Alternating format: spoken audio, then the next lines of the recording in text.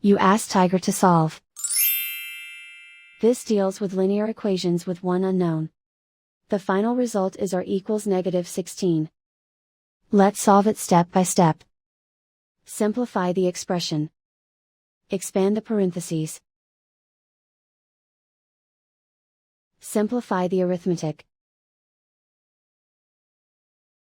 Group all constants on the right side of the equation. Add 75 to both sides. Simplify the arithmetic.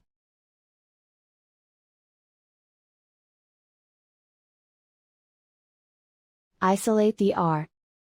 Divide both sides by -5.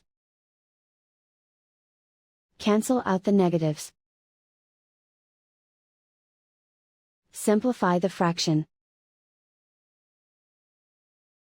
Move the negative sign from the denominator to the numerator.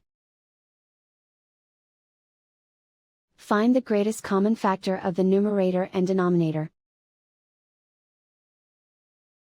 Factor out and cancel the greatest common factor.